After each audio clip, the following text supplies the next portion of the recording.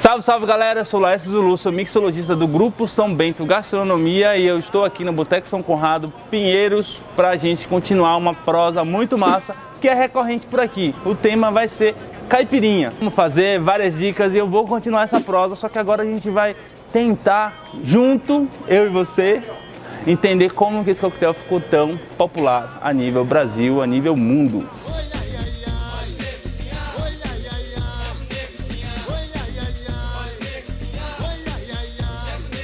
Sempre que a gente fala em caipirinha, aquele coquetel, sim, eu preciso reforçar isso aqui, caipirinha é um coquetel, tá? É muito comum a gente que é da área de serviço de bar, bartender, consultor e tal, a gente ouve muitas pessoas recolherem dados de vendas, por exemplo, de mistura no bar e sempre colocam coquetéis e tratam caipirinha como um ser insignificante. Não, caipirinha também é um coquetel, inclusive é o coquetel mais conhecido no mundo, o coquetel brasileiro mais conhecido no mundo. A gente vai falar um pouquinho dos porquês dessa fama toda.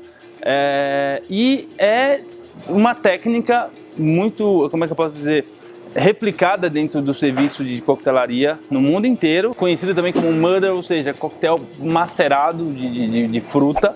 Então não é uma técnica exclusivamente para caipirinha e não nasce, a técnica também não nasce para caipirinha. Você vai falar, pô Zulu, mas você está jogando contra, está querendo dizer que não é nossa? Não, uma coisa tem nada a ver com a outra. Mas assim, é importante abrir a cabeça. O smash com folhas como hortelã, açúcares e destilado já era um cotidiano, né, para fins farmacológicos, tanto pensando em estabelecimentos fixos, quanto pensando nas grandes navegações, tá? Então é importante pontuar isso para a gente não ficar num romantismo ignorante também, de achar que tudo aconteceu por aqui, tudo foi por acaso. Não.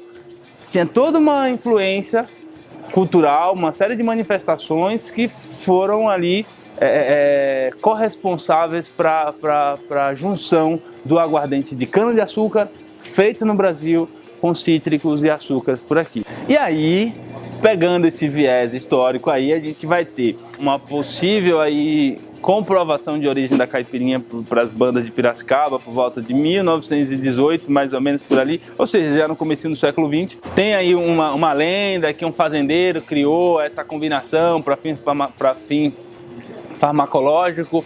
Tem também uma outra referência baseada numa combinação aí de uma tradição provinda da África, né, de alguns domínios de remédios caseiros de africanos escravizados aqui, junto com a referência dos portugueses, e combinar basicamente açúcares ou meles, enfim, com alho e aguardente. E aí, com o passar do tempo, foi-se pegando essa referência de remédio, tira-se o alho e passa a ser consumido mais para um fim de entretenimento, sem ter essa aplicação tão especificamente para uma dieta medicinal. Mas é difícil disso ter uma comprovação. Aí tem também uma galera que defende que nasceu aí pela Baixada Santista, mas assim, hoje o que se tem de dado mais preciso, assim, e antes do século XX, foi publicado um artigo bem legal no Mapa da Cachaça, que para quem acompanha o canal, eu super deixo o alerta, para quem já lê, continue, quem ainda não conhece,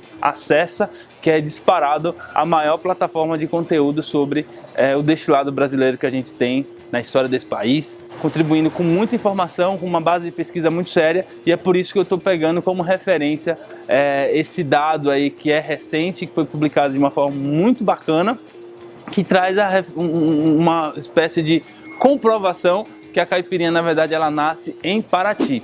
Primeiro que Paraty, tem até um vídeo já no canal falando sobre isso também, vai clicar aqui e aí você vai acessar o vídeo onde a gente fala um pouco dessa relação de Paraty dentro da história da cachaça e, obviamente, a influência que tem dentro da história do Brasil. E a gente não tem como não levar em consideração todas as interferências que isso ocasionou, e a caipirinha, ela é citada dentro desses dados históricos ali, não necessariamente com esse nome, mas o uso da aguardente com açúcares, base de limão e água. O gelo, ele passa a ser empregado nessa combinação já depois de uma certa popularidade. Então é difícil ter ali uma data certinha de quando que a caipirinha tecnicamente preparada, com aquelas dicas que eu já compartilhei aqui em alguns outros vídeos, várias possibilidades de cortes, como escolher limão, isso, aquilo, não eram detalhes assim tão preciosos. Só que aí a gente tem um outro ponto muito relevante, que é um assunto que eu venho já abordei em algumas outras frentes de discussão e aqui no canal também, e vou trazer de volta, que é a semana de 22, onde que ela tem uma correlação com essa questão da história da caipirinha e qual que é a referência que ela tem para nossa cachaça, que aconteceu de 11 a 18 de fevereiro de 1922, ou ficou famosa também como a semana de 22, que tinha ali como, além de obviamente a busca de expor e defender uma identidade da arte brasileira, foi um movimento para realmente afunilar ali e mostrar para o mundo a nossa identidade como arte, e a cachaça sendo a bebida oficial desse evento, vamos dizer assim, a caipirinha como o coquetel. Então foi um evento que expôs a caipirinha de uma forma muito mais nobre, como deve ser, e isso ajudou demais porque circulava entre grandes personalidades intelectuais, ou seja, a frente artística, e isso ajudou demais para a nossa bebida ir ganhando essa popularidade nacional e principalmente internacional. Por que eu estou falando principalmente? Porque isso acontece em várias frentes no Brasil.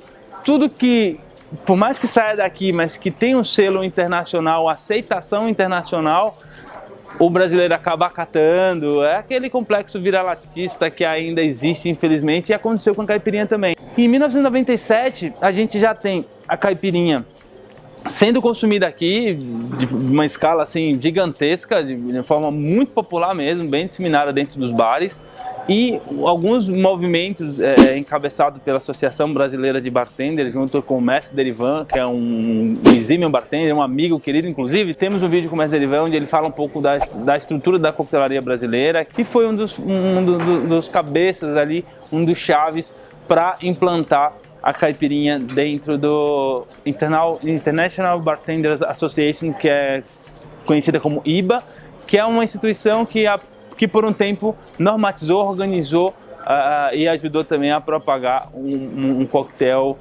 considerado clássico. Mas como nem tudo é um mar de rosas, a gente tem mais ou menos nesse mesmo período um avanço de, como que eu posso dizer, um tiro no pé, um remar contra a maré, que foi a crescente das grandes companhias de vodka em território brasileiro. A gente tem aí grandes investimentos de companhias gigantescas de destilados que já vem com um cronograma muito bem montado, ação de marketing, estratégias muito agressivas para a popularização do consumo do tal destilado, no caso a vodka, e nasce-se um discurso de melhorar a caipirinha com um viés extremamente preconceituoso, mas muito assertivo. Porque assertivo? O brasileiro, de modo geral, ainda tem um ranço, um preconceito ferrado com a cachaça, que faz uma associação a um produto derivado de cana, a um derivado de senzala, então faz uma associação a um produto de gente pobre, de gente preta, de gente favelada. Então assim, tem um preconceito, tem um racismo institucionalizado ali, ainda atrelado ao nosso aguardente, ao nosso destilado, que está mudando. Isso não quer dizer que, não é por conta disso que ela não é consumida. 99% praticamente da nossa produção de cachaça é consumida no Brasil. O brasileiro toma muita cachaça, mas quando você está num ambiente glamuroso, um restaurante de alta performance, isso e aquilo, você tenta mesclar e falar, eu só tomo com vodka. Isso ainda acontece. Então a indústria de destilados surfou aí nesses dois caminhos. Na parte mais marginalizada, todo mundo consumindo a cachaça sem nem se preocupar com isso, mas o médio alto, por uma questão de moldado por preconceito, tentando se posicionar ali, tomando a caipirinha errada, vamos dizer assim, tomando a caipirosca, né? Mas enfim, isso é só um apaixonado pela cachaça falando. A galera do marketing não está muito preocupada com isso, e na massa, de modo geral, as pessoas não ligam muito para essa questão de posicionamento também, e acaba tomando e entendendo-se que caipirinha pode ser feita com vodka. Não, caipirinha com cachaça branca, limão, açúcar, gelo, salva ali uma variação de uma cachaça repousada em carvalho, isso aqui, tudo isso pode, desde que não seja com vodka, saquê ou qualquer outro destilado. Aí você vai ter que pôr outro nome e vai-se embora. Não é tudo farinha do mesmo saco. Bom, mas pra fechar, pra não ficar um vídeo muito emotivo, acho que hoje eu tô um pouco apaixonado, eu tô um pouco resistente demais. É que eu tenho uma dinâmica de falar aqui no canal que assim, eu não gosto de ficar só no romantismo, só no que as pessoas querem ouvir, que as pessoas querem ver.